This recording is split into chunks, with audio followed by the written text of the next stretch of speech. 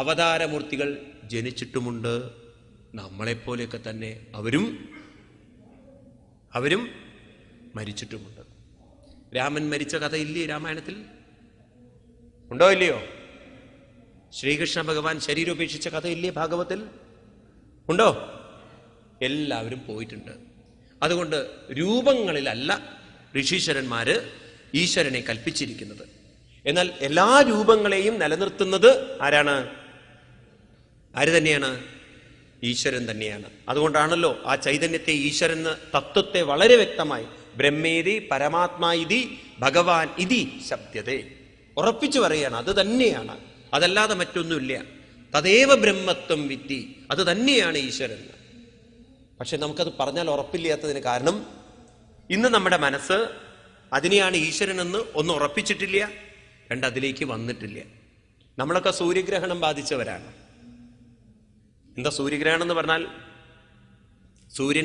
സൂര്യനെ മറയുന്നു, അതിൻ്റെ നിഴൽ ഭൂമിയിൽ വരുന്നതാണ് സൂര്യഗ്രഹണമെങ്കിൽ സൂര്യന്റെ കുറച്ച് പ്രകാശേ ഭൂമിയിലേക്ക് പതിയുന്നുള്ളൂ, ബാക്കിയെല്ലാം മറഞ്ഞുപോയി. ഇതുപോലെ നമ്മളിലിരിക്കുന്ന ആ ഒരു അനന്തമായ ഈശ്വര ശക്തി ഇന്ന് മനസ്സ് എന്ന് പറയുന്ന ആ ഒരു ചന്ദ്രൻ ഇടയ്ക്ക് വന്ന് നിൽക്കുന്ന സമയത്ത് നമുക്കത് മറഞ്ഞതുപോലെ തോന്നുകയാണ്. അതുകൊണ്ട് കൂടുതൽ നമ്മുടെ മനസ്സൊട്ടി നിൽക്കുന്നത് ഈശ്വരനോടല്ല, ഉള്ളിൽ നിറഞ്ഞിരിക്കുന്ന ഭഗവാനോടല്ല. മനസ്സൊട്ടി നിൽക്കുന്നത് ആരോടാണ്? അതുകൊണ്ട് ശരീരത്തിന്റെ പ്രശ്നങ്ങളൊക്കെ നമുക്ക് നല്ലോണം അറിയാം. കൂടെയുള്ള ഭഗവാന്റെ മഹിമ നമുക്ക് അറിയുന്നില്ല, കുറച്ചേ ഒട്ടിയിട്ടുള്ളൂ. ഇനി ആ മനസ്സിനെ നമ്മൾ ട്രെയിനിങ് ചെയ്ത് ശരീരബോധത്തിൽ നിന്നും അകറ്റി ആരിലേക്ക് അടുപ്പിക്കണം? ഉള്ളിൽ നിറഞ്ഞിരിക്കുന്ന ഒരു ചൈതന്യത്തിലേക്ക്. അതായത് സ്ഥൂലതയുള്ള ശരീരത്തോട് ചേർന്ന മനസ്സിനെ ക്രമേണ ആരാക്കി മാറ്റണം? സൂക്ഷ്മമാക്കി മാറ്റണം. അതിന് നമുക്ക് കുറച്ചൊന്ന് മെനക്കെടേണ്ടതുണ്ട്. ഈ സൂചി വളരെ ചെറുതാവുമ്പം അതിലൂടെ നൂല് ഇടണമെങ്കിൽ അതിൻ്റെ അറ്റം ഒന്ന് കൂർപ്പിക്കേണ്ടതുണ്ട്, താരെ പോവില്ല അത്. അതുപോലെ നമ്മുടെ മനസ്സിനെ ഒന്ന് നമ്മൾ സൂക്ഷ്മമാക്കേണ്ടതുണ്ട്. ഉപനിഷത്ത് പറയണു, ദൃശ്യതേ ത്വഗ്രയാ ബുദ്ധ്യാ സൂക്ഷ്മയാ സൂക്ഷ്മദർശിബി. സൂക്ഷ്മദർശികളായിട്ടുള്ള ആളുകൾക്ക് ഇത് മനസ്സിലാക്കാൻ പറ്റും, എല്ലാവർക്കും പറ്റും. നിങ്ങൾ ആരും വിചാരിക്കേണ്ട നമ്മൾ മോശക്കാരാണെന്ന്, എല്ലാവർക്കും പറ്റും. പക്ഷെ പ്രൊവൈഡഡ് നമ്മളൊന്ന് അതനുഭവിക്കാൻ വേണ്ടി നമ്മളെ മനസ്സിനെ ഒന്ന് എന്താക്കണം? സൂക്ഷ്മമാക്കി കൊണ്ടുവരണം. മനസ്സ് ഇപ്പൊ കൂടുതൽ ശരീരത്തോടാണ് ചേർന്ന് നിൽക്കുന്നത്. ഒരംശം മാത്രമേ ആരോട് ചേർന്ന് നിൽക്കുന്നുള്ളൂ? ഭഗവാനോട്. അതുകൊണ്ടാണ് നമുക്ക് ഭഗവാന്റെ മഹിമ പറഞ്ഞാലും മനസ്സിലാവാത്തത്. എന്നാൽ കൃഷ്ണന്റെ മഹിമയോ രാമന്റെ മഹിമയോ വേഗം മനസ്സിലാവും. കാരണം എന്തുകൊണ്ടാന്ന് വെച്ചാൽ ശരീരത്തിന് രൂപമുള്ളതുപോലെ അവർക്കും രൂപമുണ്ട്. മനസ്സിന് വേഗം ഗ്രഹിക്കാൻ പറ്റുന്നത് രൂപത്തെയാണ്, മനസ്സിന് രൂപമില്ലാത്തതിനെ ഗ്രഹിക്കാൻ പറ്റുന്നില്ല. അങ്ങനെ നമുക്ക് ബോധ്യമായി കഴിഞ്ഞാൽ ക്രമേണ നമ്മുടെ മനസ്സിനെ ആരിലേക്ക് കൊണ്ടുവരാം? ഭഗവാനിലേക്ക് കൊണ്ടുവരാൻ സാധിക്കും. അതുകൊണ്ട് എന്ത് വേണം?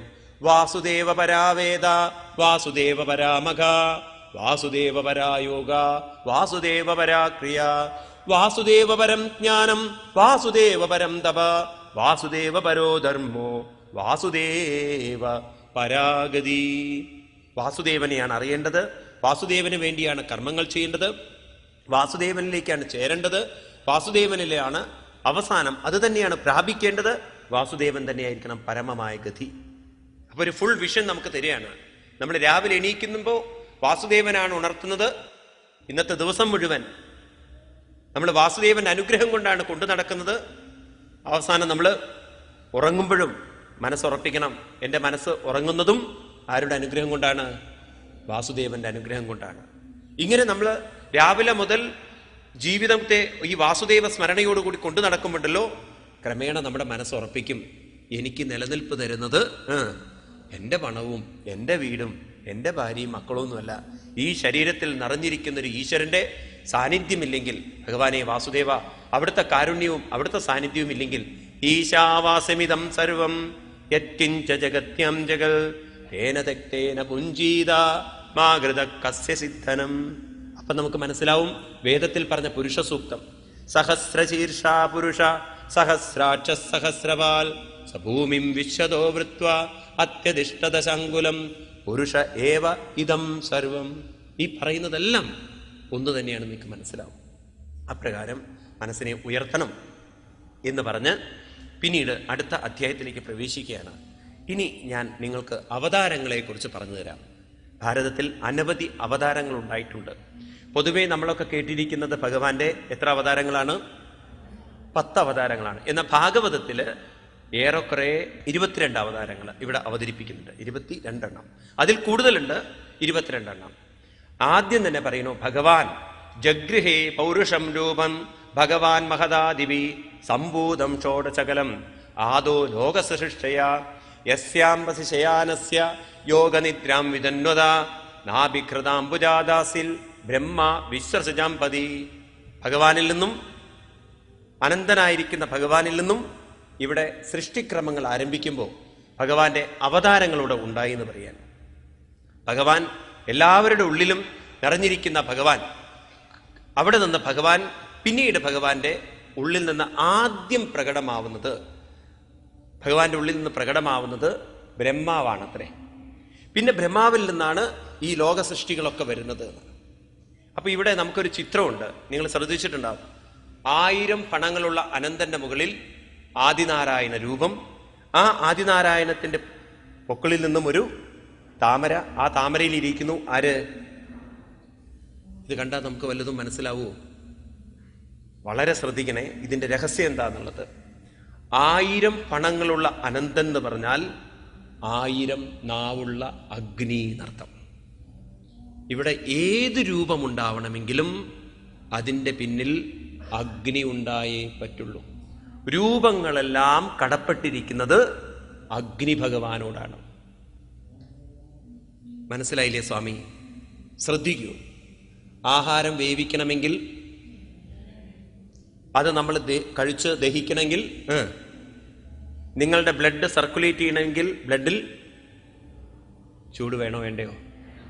ആ ബ്ലഡ് കാമം എന്നൊരു വികാരം വരുന്ന സമയത്ത് പ്രോസ്റ്റേറ്റ് ഗ്രന്ഥികളിലൂടെ കടന്നുപോയി ബീജമായി തീരുമ്പോൾ ആ ബീജത്തിലും ചൂടുണ്ടാവുമോ?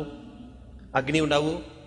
അതുപോലെ ഒരു സ്ത്രീയുടെ ശരീരത്തിൽ, ഒരു അമ്മയുടെ ശരീരത്തിൽ അവരുടെ വികാരങ്ങളിലൂടെ വരുന്ന വികാരത്തിൽ നിന്നും വരുന്ന ആ ബ്ലഡ് തന്നെ അണ്ടമായി ചേരുമ്പോൾ അതിലും ചൂടുണ്ടാവുമോ? ഇനി ബീജവും അണ്ടവും ഗർഭപാത്രത്തിൽ കൂടിച്ചേർന്ന് അതൊരു കുഞ്ഞായി തീരുമ്പോൾ ആ ഗർഭപാത്രത്തിൽ ചൂട് വേണോ വേണ്ടയോ? 7ാമത്തെ മാസങ്ങളിലൊക്കെ ജനിക്കുന്ന കുട്ടികളെ നമ്മൾ ഇൻക്യുബേറ്ററിൽ കൊണ്ടുപോയിടണല്ലോ. ചൂടല്ലേ അതിൻ്റെ ഉള്ളില്.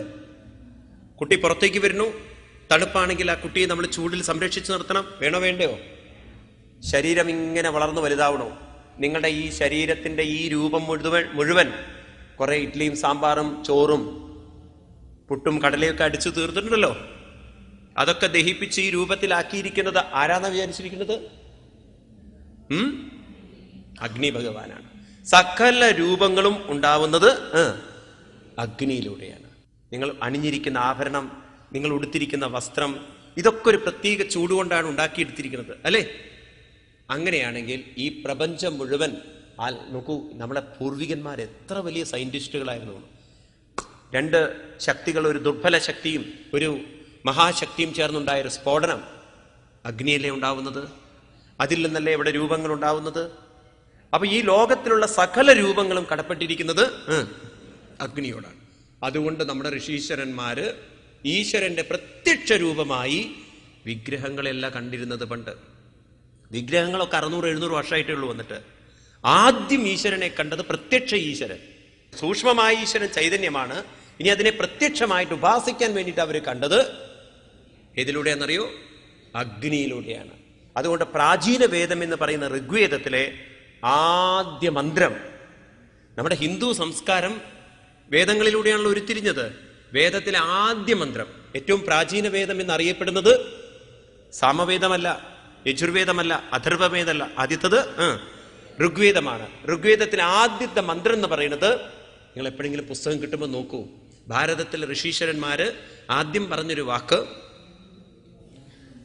അഗ്നിമീലേ പുരോഹിത. ആരെക്കുറിച്ചാണ് പറഞ്ഞിരിക്കുന്നത്? അഗ്നിയെക്കുറിച്ചാണ്. അഗ്നിമീലേ പുരോഹിത, അഗ്നിയെക്കുറിച്ചാണ്. അതുകൊണ്ടായിരിക്കാം ഇന്നും നമ്മുടെ ഭാരതത്തിൽ ഏത് ചടങ്ങിനും മരിച്ചാൽ പോലും വെക്കുന്നത് അഗ്നിയാണ്. നമുക്ക് വിഗ്രഹം ഇല്ലെങ്കിലും കുഴപ്പമില്ല, ഏത് വേണം? അഗ്നി നിർബന്ധമാണ്, അല്ലേ? പൂജ ചെയ്യാൻ വിഗ്രഹം വേണമെന്നൊന്നുമില്ല, ഉണ്ടോ? പണ്ട് കാലത്ത് ഈ വിളക്ക് വെച്ചിട്ട് തന്നെയാണ് പൂജ ചെയ്യാറ്. ഇപ്പോഴല്ലേ വിഗ്രഹങ്ങളൊക്കെ എത്ര പ്രചാരത്തിലേക്ക് വന്നത്. ഇപ്പോഴും ഭഗവത് സേവകളൊക്കെ ചെയ്യാറില്ലേ നിങ്ങളുടെ വീട്ടില്? അഗ്നി വിളക്ക് വെച്ചിട്ടല്ലേ ചെയ്യാ? അപ്പൊ വിളക്ക് വേണം, അഗ്നി വേണം. അപ്പൊ ഈ ശരീരം കടപ്പെട്ടിരിക്കുന്നത് അഗ്നി ഭഗവാനോടാണ്. ആ അഗ്നിയുടെ പ്രതീകമാണ് 1000 പണങ്ങളുള്ള അനന്തൻ. ഇനി പാലാഴിയിലാണ് കിടക്കുന്നത് ഭഗവാൻ. പാലാഴി എന്ന് പറഞ്ഞാൽ വെള്ളമാണ്. നമ്മുടെ സൃഷ്ടിയിലേക്ക് നോക്കിക്കഴിഞ്ഞാൽ ഏത് ജീവജാലത്തിനും ഇവിടെ ജനിക്കണം എന്നുണ്ടെങ്കിൽ വെള്ളത്തിലൂടെ അല്ലാതെ ജീവൻ പ്രകടമാവാൻ സാധ്യമല്ല. അഗ്നിയും വേണം, വെള്ളവും വേണം. നമ്മുടെ ജീവിതത്തിൽ ഉറപ്പാണല്ലോ, ബീജം വെള്ളമാണ്, അണ്ടവും വെള്ളമാണ്. ഇനി ഒരു മുട്ട വിരിഞ്ഞിട്ട്, പക്ഷികളുടെ മുട്ട വിരിഞ്ഞിട്ട് വരണമെങ്കിൽ അതിൻ്റെ ഉള്ളിലും വെള്ളമാണ്. അത് ചൂടാക്കി അടയിരുന്നിട്ടാണ് അത് പ്രകടമാവുന്നത്. ഇനി ഒരു വിത്ത് അതിന് പ്രകടമാവണമെങ്കിലും വെള്ളവും വേണം, ചൂട് വേണം, ചൂടും വേണം. ഇനി ഒരു ബാക്ടീരിയ അതിനും പ്രകടമാവണമെങ്കിൽ അപ്പോഴും ചൂടും വേണം, തണുപ്പും വേണം, വെള്ളവും വേണം. 4 തരത്തിലേ ജീവൻ ഇവിടെ പ്രകടമായിട്ടുള്ളൂ എന്ന്. ഏതൊക്കെയാണത്രേ ശാസ്ത്രങ്ങൾ പറയുന്നത്, നമ്മുടെ ഋഷീശ്വരന്മാരെ പറയുന്നത്?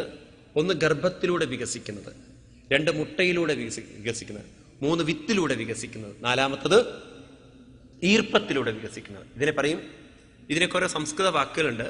ജരായുജം, അണ്ടജം, ശ്വേതജം, ഉദ്ബീജം എന്നൊക്കെ പറയും. ഇങ്ങനെയൊക്കെയാണ് വാക്കുകൾ. പക്ഷെ ഇത്രയുള്ളൂ കാര്യങ്ങൾ. 1 ഗർഭത്തിലൂടെ വികസിക്കുന്നത്, 2 മുട്ടയിലൂടെ വികസിക്കുന്നത്, 3 വിത്തിലൂടെ വികസിക്കുന്നത്, ഈർപ്പത്തിലൂടെ ഫംഗസുകളും ബാക്ടീരിയകളും ഒക്കെ. ഇങ്ങനെ 4 എണ്ണയുള്ളൂ എങ്കിൽ അപ്പൊ ഒരു ജീവൻ ഇവിടെ പ്രകടമാവണമെങ്കിൽ ആരൊക്കെ വേണം? അഗ്നിയും വേണം, വെള്ളവും വേണം. എന്നാൽ ഇവര് 2 മാത്രം മതിയോ? ഈ അഗ്നിക്കും വെള്ളത്തിനും എല്ലാം പ്രവർത്തിക്കണമെങ്കിൽ മനസ്സ് വികാരം ഉണ്ടാവണം. മനസ്സിൽ വികാരം ഉണ്ടാവണമെങ്കിൽ മരിച്ച ശരീരത്തിൽ ഒരിക്കലും വികാരം വരില്ല. ഒരു വറുത്ത വിത്തിൽ ഒരിക്കലും ജനനം ഉണ്ടാവില്ല. ഒരു പുഴുങ്ങിയ മുട്ടയിൽ ഒരിക്കലും ജന്മം ഉണ്ടാവില്ല. അതിലെന്ത് വേണം? ഉള്ളിൽ നിറഞ്ഞിരിക്കുന്നൊരു ചൈതന്യം വേണം. അപ്പോൾ ആദിനാരായണൻ എന്ന് പറഞ്ഞാൽ ആരായിരിക്കണം? അഗ്നിയിലും വെള്ളത്തിലും ലയിച്ചിരിക്കുന്ന ചൈതന്യത്തെയാണ് ആദിനാരായണൻ. അപ്പൊ അതിന്റെ പൊക്കിളിൽ നിന്നും വരുന്നു താമരപ്പൂ. എന്താ ഈ താമരപ്പൂ എന്ന് പറയുന്നത്? താമരയുടെ തണ്ട് പ്രാണനാണ്, അതിലിരിക്കുന്ന പൂവ് മനസ്സാണ് എന്ന് പറയാണ്. താമരയുടെ തണ്ട് പ്രാണനാണ്. നിങ്ങൾ നോക്കൂ, നമ്മുടെ ഉള്ളിൽ നിന്ന് ഇങ്ങനെ വന്നു പോകുന്നു തണ്ട്. ഈ പ്രാണവായു അങ്ങോട്ട് പോയാലുണ്ടല്ലോ, പിന്നെ മനസ്സെന്ന താമരയ്ക്ക് ഇതിൽ പിടിച്ചു